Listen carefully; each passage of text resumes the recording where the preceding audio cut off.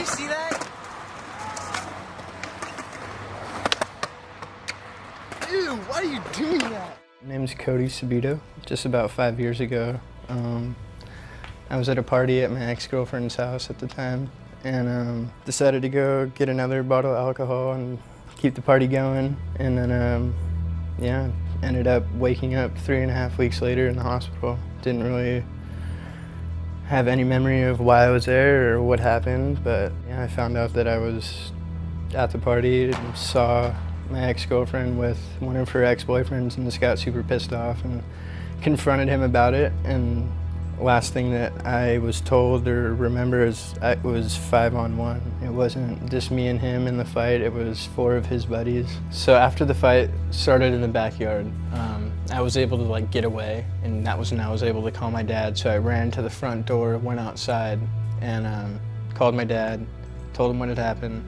They caught up with me on my way to my car in the front of their house, and that's when I was knocked on my chest and was getting hit, you know, kicked, whatever. But the neighbor across the street, he's a Marine, and he's actually the guy who called 911, saw what had happened. He just heard people screaming. So he came, looked over his fence, I guess, saw that I was laying like face first on the concrete and just my board shorts. And he said I wasn't moving. He said I was unconscious, and they were kicking me in the back of the head, like going like this, kicking the back of my head, punching me. And he said it lasted about 5 minutes, 5-10 minutes. And he said that he called 911, screamed, told everyone to like get off me or whatever. I just woke up like, whoa, where the hell am I? Like, had no concept of time or like how much time had gone by. I just woke up and was like, why are my parents sitting around? You know, like, who is, like, what the hell? And my mom's right there. She starts crying, like, Cody, you're in the hospital. Like, please don't touch your head. You had the really bad head injury. And I'm like, what? First thing I do is grab my head. I'm like, oh my. Just staples, like one after another, all the way down. I'm like, what was I skating? Like, holy shit. Like, Dad, where's the footage? Like, Dad, like, you know, what was I doing? And both of them just say, I don't know. We don't know what happened. And I'm like, how do you not know? I'm like, all right, someone's got to have the footage. Like I get this had to have happened skating. Like, that was my only thought.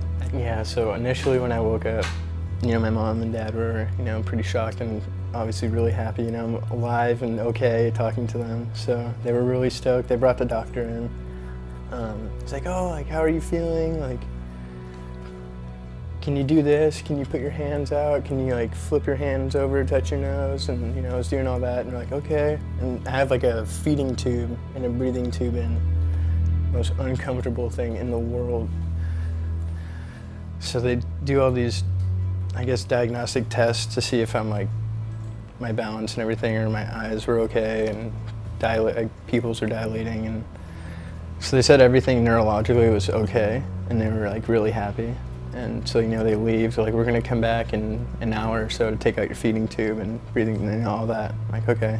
I was in the ICU when I woke up, stayed there for maybe 7 days, another week, and they just wanted to monitor me. They were convinced there had to be something that they were missing. But yeah, the initial thought was when I woke up, like, I can't wait to skate again. Obviously, anyone's first thought after something like that is like, I can't wait to get back to doing something I love, you know? So of course, my stupid ass asked the doctor, how long till I can skate again? Worst response ever.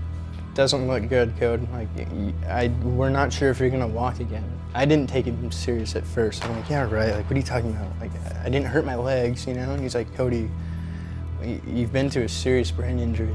Like, we don't know how these things work out. Like, everyone's different. Like, the way it's going right now, it doesn't look like it's gonna work out. Like, and pretty much were telling me I wasn't gonna walk again. I looked at my mom and dad and started bawling, man. Like, this is not true. Like, they're bullshit. Like, yeah, right.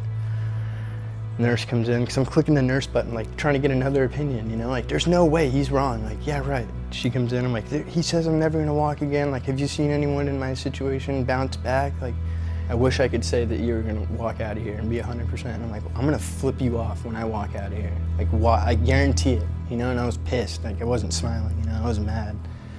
She's like, I wish that were true. I wish you could do that. And she like looked legitimately sad. And that's what got me. It's like, dude, she's not fucking around. She left, started grabbing my legs, just working the shit out of him, or I thought I was. I just in my head, you know, like, yeah, I need to work out. I'm gonna do it. Like, not taking no for an answer. Fuck it. And I think 2 or 3 days later, I kept asking, can I start trying to use the walker? Because I need to do that, and then I could walk, and then I could skate. That's the way it needs to go. And they kept saying no, and I think after the 2nd or 3rd day, they're like, all right, we'll try standing up. My legs were shaking. Like, in my head, I'm like, I can walk, but damn, they're not, like, they're serious. Like, this is real. Like, my legs are fucked. Like, but I think I could walk. Like, yeah, the next day I was like, can I try again? You know, like, can we give it another go? They come back in and I see him with the walker, and I'm like, oh, fuck yeah. Like, we're doing this. Like, today's the day. We're getting out of here, you know? Like, I'm getting out of the ICU. Like, this after 3 days of walking by myself, you know, and them holding me. They're like, all right, Cody, like, it looks like you're gonna make a full recovery, you know? I'm like, skate, I'm gonna skate, like, I'm fucking so stoked, and I'm serious. Like, skating was the one thing I kept thinking about, because they told me never gonna happen. Like, walking, you know, like, we can get you there. Skating, you're never gonna skate again. So I'd been there 3 weeks in the coma, woke up there in ICU for a week, and they're like, all right, on Thursday they're gonna let me go to physical therapy. So when I was getting transferred to Palomar Hospital in Escondido for physical therapy, they took me in an ambulance, and my parents had kept telling me, I don't know what happened. You know, they don't know. They just know that this is the address where it happened, and this is where we had to meet you at the hospital. So that's all they told me. Even 3 of my friends came to visit me, and my parents told them, don't say anything, because they already knew. Like, my dad told them, don't tell Cody what happened, because the doctor said it could give me some kind of embolism, I could freak out and have a stroke or something, so they didn't want to tell me what happened. And I'm sitting in the ambulance with this paramedic. First thing the guy says is, damn, that's a gnarly scar on your head, man. He's like, how'd it happen? I'm like, I don't know. Everyone keeps telling me they don't know how it happened. He's like, oh, you don't know? I got the police report right here. Do you want to know? I'm hooked up to a heart monitor. My thing just starts beeping, and I'm looking at it. It goes from 80, 100, 115. So I'm like, hell yeah, I want to know. Start grabbing the gurney. I'm like, yes. And he looks at me. He goes, all right. So it says here you were at blah blah blah, this address, and it just light flicked on. Like, I just remembered that day, and did physical therapy for 3 days, and then they let me go home. The same day, maybe 7 o'clock, I see that lady, and I'm walking to the bathroom, and I'm like, and I look at her, and I'm smiling, you know, ear to ear, and she just starts laughing and starts smiling, gives me a hug. I'm like, I told you I'm gonna walk out here. And she's like, Cody, you're a miracle. I hope you know that. I never forget that. It was definitely really weird when I got home. I had lost so much weight. I was on like 125, 130. And my legs were little toothpicks. And I remember telling my dad, because I couldn't eat the hospital food, you know, I was like so over it. First thing I remember, I was watching Pawn Stars eating Cheeto Puffs, like, dude, this is what I don't know. And it's like when something like that happens, like, you realize, like, dude, it's the littlest, it's the smallest things that mean the most, that you'll never get back. Like, I don't know. Just sitting there and being able to sit there and have my cat there, and I don't know, it was like the best thing in the whole world, I don't know. And yeah, oh yeah, a week later again, I was back up to 160. Yeah, they were still really skeptical, like, just making sure that I wasn't doing anything like skating or trying to skate without the bone flap back in. And I'd always joke with my mom, like, oh, I'm gonna go skate. She's like, Cody, don't even say that, like, please, not until you get that thing back. Like, because I thought it was funny. But obviously, it's not something to joke about with your mom, but yeah. When it came down to the whole court situation and my side of the story and all of her friends telling their side of the story, the only person on my side that saw what happened was that Marine, her neighbor. Like I said, it was like a 3-year process after it had all happened to go to court. So when I finally did, he was actually deployed to Iraq, so he couldn't testify and say his side of the story. So I had no one on my side to really like say what had happened. And they said that since alcohol was involved, it was all just he said, she said, so they don't really, just kind of goes out the window. And if that guy were to have been there, it would have been a different story. The only thing I was really upset was it's just how far it really got.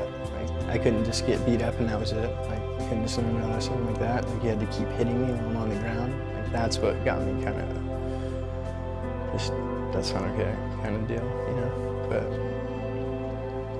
I mean, to be honest, where I'm at right now, I'm the happiest I've ever been. I got married a year ago, you know, so skating again, that's the biggest thing. I told my parents, you know, like I'm gonna skateboard again. Like that's just, they told me I'd never do it again, so that was just in my head that I had to.